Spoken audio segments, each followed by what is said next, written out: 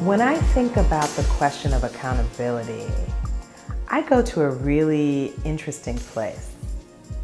I go to the place of my ancestors, and I go to the place of my grandmothers, and I ask myself, in the work that I'm doing with people, how am I treating those people? And who am I showing up as? Am I just performing for the people in this room and saying what maybe some would want me to say? Or am I really present to the values and the just the expectations and levels of excellence that my own community hold me to? And by excellence, I mean the fullest manifestation of humanity and potential and goodness. And so that's different, I think,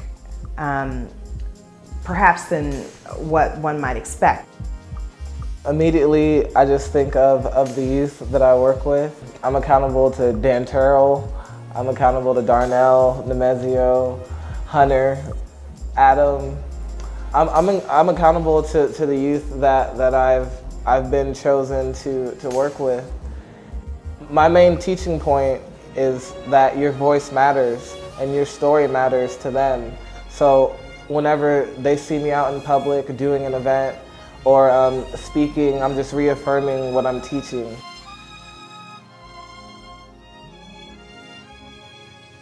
You know, I'm accountable to my family. I'm accountable to my ancestors. Every poem I write, I think about them. I think about, if my people can't understand this, if my mom doesn't get it, then what am I doing it for? So I'm accountable to them first, because those are the people who fed and nurtured my creative gifts, encouraged a creative life. I'm also accountable to young people. I have a 7-year-old son. I have to be always thinking about the world I want to leave behind for him. And, you know, if I am lucky enough to have the gift to leave the planet before him, I want to make sure I've done my part to make him more free, you know, or at least make more freedom possible for him and other kids like him.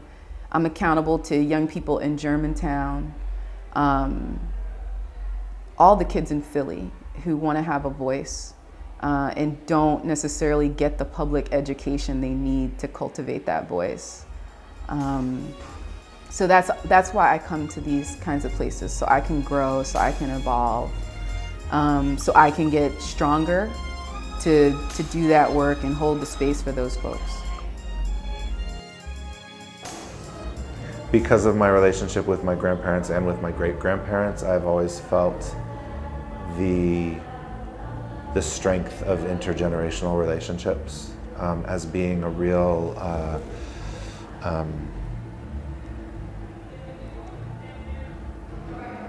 this kind of incredible support for the world, that the relationship between generations to me is actually the thing that holds the physical world up, makes the physical world work. You know, one thing I will take back with me to those young people, to my family, is the power of storytelling. You know, to be able to control your own narrative, to be able to speak your own truth without shame, without judgment, and to have that story heard with respect, to be ennobled by your stories. The power of storytelling. I think it's often so overlooked. It's so often co-opted by the media. Sometimes we don't even feel like we own our own stories or that we're in control of our own narrative. But there's power in being able to sit and talk and converse and break bread with each other and to share where we've been and what we've learned. And I want to take back the sense that that's real action real possibility, a real tool for people to connect and to shed whatever fears and doubts that they have about who they could be and the possibilities of what they could become. Or maybe it's just about preserving the power of that intergenerational connection, just in terms of my own understanding of the world as being supported by those pillars.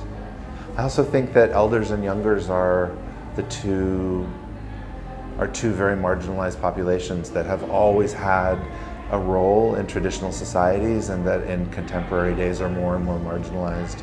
And so they lose contact with each other as they are separated, and that we need to make sure that everybody gets to experience that closeness that I got to experience, because that's set me on.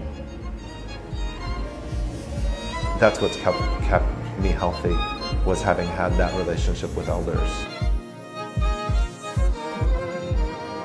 I feel like I'm called and held to account for the kind of person that my ancestors died, bled, worked, prayed for me to be. And that's a whole different thing.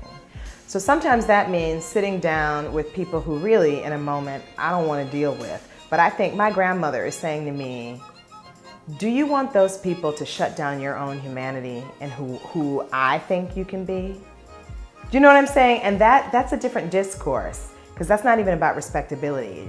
I just feel like I was called to live in this world fully and to listen and to connect.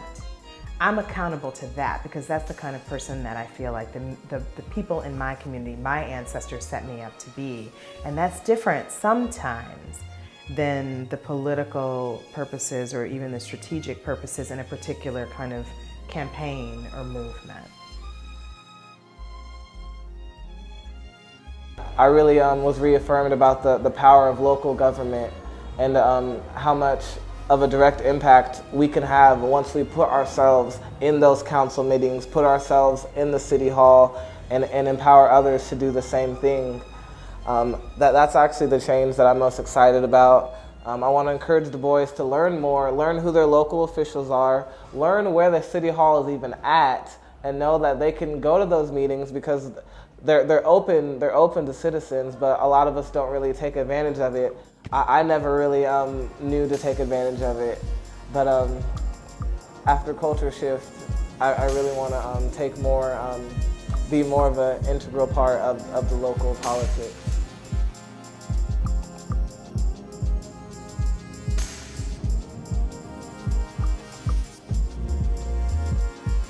Maybe I'm a little too out there with my response in terms of accountability, but I'm accountable to the whole earth.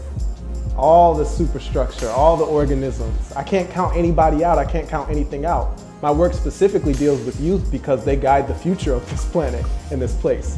My work specifically deals with Black youth because they are largely the victims of the current superstructure.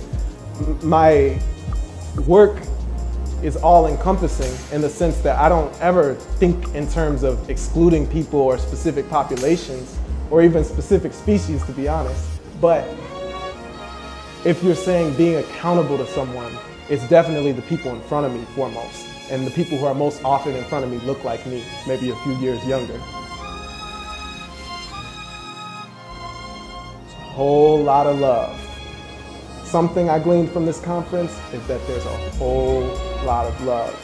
And with the right opportunities, the right networking, putting yourself in the right position, talking to the right people, you can just reach out and grasp hold of it.